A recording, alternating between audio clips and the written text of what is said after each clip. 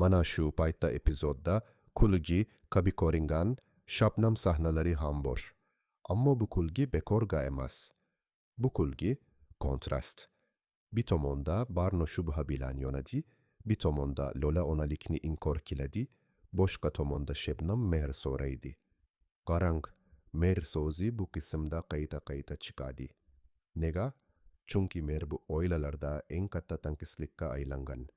Shabnamning yonidagi erkak mehrni hazil bilan beradi, vagon mehr deya o'ynaydi. Lekin bu hazil ortida ham bir xavotir bor. Shabnamni tinchitish, uning ko'nglini ushlab qolish. Shabnam ham homiladorlik satarini boshdan kechiryapti, ugroza degan so'zlar aytiladi. Demak, bu oilalarda homiladorlik baxt bo'lish bilan birga sinovam. Harbiy quvonchning yonida qo'rquv turibdi. Endi eng portlovchi sahnalardan biriga kelamiz. Yollangan odamning iqroriga. Bu serialda haqiqat odatda o'z vaqtida kelmaydi. U kechikib keladi, ko'p qon ko'rganidan keyin keladi. Bu safar ham shunday bo'ldi. Bir yigit kelib, boshidan o'tganini aytadi.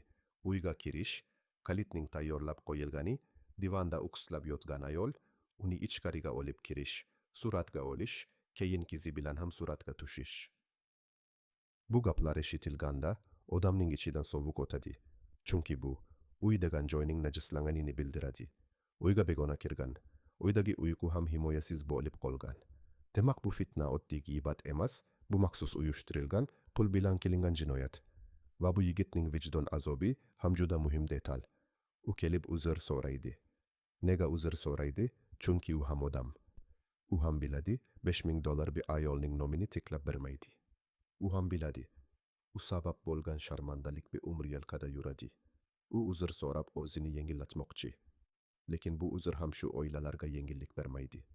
Shunchaki bir narsa aniq bo'ladi. Buni Azim qilgan. Ismi aytiladi. Ismi aytilgan joyda esa urush boshlanadi. Azim obrazini ko'rib turibsiz. U o'zini doim toza qilib ko'rsatishga urinadi, lekin uning qo'li doim kir. U boshqalarni yiqitib, o'zi tik turmoqchi bo'ladi. Va eng jirkanch tarafi, u ayolning nomusi bilan o'ynaydi. Rano masalasi aynan shundan. Rano beva, bitta qizi bor, hayotda tayanchi kam.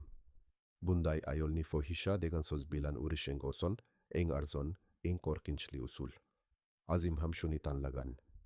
Chunki jamiyat ba'zan haqiqatni tekshirmaydi, jamiyat nomni eshitadi. Nom ketdi, tamom. Azimning maqsadi ham shu bo'lgan, Ranoni jamiyat ko'zida sindirish, keyin bolani ajratish, keyin o'zining haqligini e'lon qilish. Azim bilan to'qnashganaqa esa bu qismda nihoyat hujjatga o'xshash narsa bilan keladi. U quruq gumon bilan emas, tagi chiqdi degan ishonch bilan keladi. U Azimni so'kadi, haqorat qiladi, yuziga aybini uradi. Bu sahnada Azimning eng klassik usuli ishga tushadi. U aybni o'zidan olib, uyingizdagi kalamushga ag'daradi. Mana shu gapni eshitgan zahoti tomoshabin ichida yana bir qo'rquv tug'iladi. Demak, fitna faqat tashqaridan emas, ichkaridan ham bo'lgan. Uy ichida sotkin bor. Uy ichidagi sotkin esa tashqaridagi dushmandan ming marta xavfli. Chunki tashqaridagi dushman eshikka uradi, ichkaridagi dushman eshikni ochib beradi. Shu joyda Azizjon bilan bo'lgan sahna juda muhim. Non tuz yeb, uyda yashab turib shunaqa ish qilish mumkinmi? Degan ruhdagi gaplar. Bu siyonatning boshqa turi. Bu ishonchni sotish. O'sha ayol o'zini oqlashga urinadi, baqiradi, hatto men haydadim Ranoni, deya faxrlanganday gapiradi. Qarang, bu yerda fitnaning psixologiyasi ochiladi. Ba'zi odamlar yomon ishni qilganda ham o'zini qahramon deb ko'radi. U o'zicha uyimni, opamni himoya qildim deb o'ylaydi. Aslida esa u boshqalarning hayotini kuydiradi. U haydaladi, lekin bu haydalish yakun emas. Bu boshi. Chunki keyin yana bitta bomba tashlanadi. O'sha kuni uyga kirilganda keyin $10,000 yo'qolgan. Endi fitna ikki qavat bo'ladi. Birinchi qavat nomusga tuhmat. Ikkinchi qavat jinoyat bilan bosim. $10,000 bu og'iz yopish uchun ham ishlatilishi mumkin, qamatish uchun ham. Kimdir endi o'sha ayolni yoki boshqa bir odamni o'g'irlikda ayblab, masalani butunlay boshqa tomonga burishi mumkin. Bu juda ayyor yo'l. Odamlar fohisha masalasidan chalg'iydi. Andi o'g'ri masalasi boshlanadi va kim aybdor, kim aybsiz, hamma aralashib ketadi. Shunda eng yomon narsa yuz beradi. Haqiqat yo'qoladi. Haqiqat yo'qolsa, yovuzlik yutadi. Endi yana Barno va Orif tomoniga qaytamiz. Bu qism Barno Orif munosabatini sinov darajasidan katta urush darajasiga olib chiqdi. Orif o'zini oqlaydi. Men tuhmatdaman, men uxlab yotgan edim, men hech kim bilan bo'lmaganman degan ma'noda. Lekin Barno o'z ko'zim bilan ko'rdim degan joyga kelib qolgan. Qarang, ayol ko'rdim deganda u faqat suratni nazarda tutmaydi.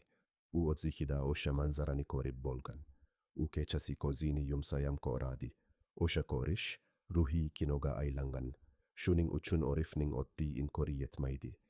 U Barno bilan faqat haqida emas, his haqida gaplashishi kerak. Barno bilan gaplashish uchun Orif avval Barn. Assalomu alaykum azizlar, kanalimizga xush kelibsiz. Bugun yurakni siqib, bo'g'izga kelib tiqiladigan o'sha savol bilan boshlaymiz. Bir umrim meniki deb asrab kelganing aslida seniki bo'lmasa-chi, sen uy deb o'ylagan joying bir kun kelib qopchon, bo'lib qolsa-chi, hamma ishongan ko'zlar birgina suratga qarab, ko'r bo'lib qolsa-chi. Eng dahshatlisi, bu qism bizga shuni ko'rsatdi. Ba'zan xiyonatning o'zi emas, xiyonatga o'xshatib qo'yilgan sahna odamni o'ldiradi. Va rangsiz gullarning shu bo'limida hamma narsa aynan shunday. Sahna kabi ko'rinadi, lekin qoni haqiqiy, ko'z yoshi haqiqiy, sinish esa qaytmas. Barno hozir oddiy ayol emas. U homilador. Bu so'zning ichida 2 baravar mas'uliyat, 2 baravar jorkuv, 2 baravar sezgi bor. Bir ayolning yuragi shundoq ham nozik bo'ladi. Homiladorlikda esa u yurak emas, go'yo ochiq yara. Kimdir barmog'ini tekizza ham o'rtanadi. Shuning uchun Barnoga kelgan o'sha xabar, Abuzarning telefonidan kelgan surat, oddiy gap bo'lib qolmadi. U Barnoning ichidagi eng og'riqli nuqtani topib, o'sha joyga tuz sepdi. Orif va qo'shni qiz ustiga ustak bu bizning sonamiz degan ta'assurot. Mana shu detal juda muhim. Chunki ayol uchun begona bilan birga ko'rishning o'zi ham og'ir, lekin o'z hududingda ko'rish bu allaqachon urush e'loni. Bu meni uyimda yo'q qilding degan ma'noga borib taqaladi. Barnoning hushidan ketishi ham tasodif emas. U o'sha paytda o'zini himoya qila olmadi, ichidagi qahrni ham, alamni ham ko'tarolmay qoldi. Tanasi bas dedi, tanasi o'zini o'chirib qo'ydi. Shunda hamma qon tomir yorilibdi, varikoz deydi. Ha, shifokor tibbiy sababni aytadi. Lekin biz bilamiz, bu yerda yorilgan tomir emas, yorilgan ishonch. Pochcha kasallik sonaga kelganida u oddiy xabar olib keluvchi emasligini ko'rsatadi. U juda hushyor. U gapni Barnoning ko'nglini ovlashdan boshlamaydi, avval bolani tinchitadi. Farzand joyida. Bu bir og'iz so'z Barnoga kislorod bo'lib kiradi. Keyin pochcha Barnoning his tuyg'ularini "Ha, men seni tushunaman" deb erkalab emas, "Sen hozir o'zingni saqla" deb qo'lidan ushlab to'xtatadi. Chunki Barno hozir shunday holatdaki, u har qanday sulosani o'zi uchun hukmiga aylantirishi mumkin. Va pochcha buni biladi. Homilador ayolning asabi bilan o'ynash, bola bilan o'ynash. Shu sabab pochcha Barnoga eng avval o'zingni, bolangni o'yla deb uradi. Qarang, bu qattiq gapdek tuyuladi, lekin aslida bu mehrning eng og'ir ko'rinishi. Odam seni yaxshi ko'rsa, ba'zan ohista yupatmaydi, ba'zan qattiq tutib qoladi. Barnoning ajrashaylik degan gapi esa hammani larzaga keltiradi, lekin bu gapni aytayotgan Barno nafratlanib aytayotgan ayol emas. Bu gapni aytayotgan Barno qo'rqayotgan ayol. U Orifni ko'rgisi kelmaydi, chunki ko'rsa biror mimika, biror nigoh, biror vijdon titrashi, ko'rsa ichidagi hamma narsa uzilib ketadi. Ba'zan odam haqiqatdan qochmaydi, haqiqat tasdiqlanib qolishidan qochadi. Barno ham shunday, ko'rmay turay, balki shu bilan tirik qolarman degan instinkt. Va aynan shu instinkt o'zini himoya qiladi, lekin munosabatni yemiradi. Pochchaning Barnoga aytganing keskin fikri yetimlik haqida.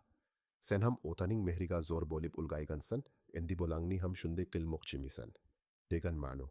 Bu yerda pochcha Barnoni urishni xohlamaydi, u Barnoning eng og'riqli xotirasiga tegadi. Nega? Chunki Barno faqat rashk bilan emas, o'z taqdiridan qo'rqib ham yonadi. U bolasi uchunam, men ham shunday bo'lib qolmaymanmi? degan savolni ichida olib yuradi. Pochcha esa bu savolni ovoz chiqarib aytadi, Barnoni hushiga qaytarmoqchi bo'ladi. Bu yerda yana bir mayda detal bor. Pochcha Photoshop, sun'iy intellekt degan gaplarni o'rtaga tashlaydi. U zamonni biladi. U biladi, hozir hamma narsa yasaladi. Lekin Barno bu Photoshop emas deganida ham. U aslida texnikani inkor qilmaydi, u o'zining ko'nglini inkor qila olmaydi. Uning ko'ngli o'sha suratni haqiqat deb qabul qilib bo'lgandi. Pochcha keyin boshqa tomondan bosim qiladi. Uy masalasi. Sening nomingga uy olingan, ajrashsang ulush ketadi degan gap. Bu juda sovuq, juda hisob kitobli tuyuladi. Lekin bu hisob kitobning tagida yana bir himoya bor. Barno hozir his bilan qaror qilsa, keyin hayot uni maydalab tashlaydi. Pochcha Barnoni hissiyotdan strategiyaga tortib chiqarmoqchi. Chunki bu oilalarda hamma narsa faqat sevgi emas, kuch, mulk, ta'sir, obro. Bu serialning o'tkir haqiqatlaridan biri, ba'zan ayolning muhabbati ham, erkakning va'dasi ham hujjatlar oldida ojiz. Endi Lola va Laziza sahnasiga o'tamiz. Bu epizodning eng yurakni yirtadigan joylaridan biri aynan shu. Lola shunchaki jahl qilmayapti. Lola ichida bir umr yutilgan alam bor.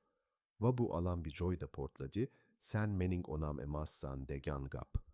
Odamlar bu gapni kopinca osmirlik incikligi deb o'tib ketadi. Yo'q, bu gap bir uyda aytilsa, devorlar ham eshitadi. Chunki bu gap nasıl, ildiz, kimlik haqida. Lola bu gapni aytib, Lazizani faqat ranjitmadi, Lazizaning butun umrini shubha ostiga qo'ydi. Laziza esa o'zini himoya qila,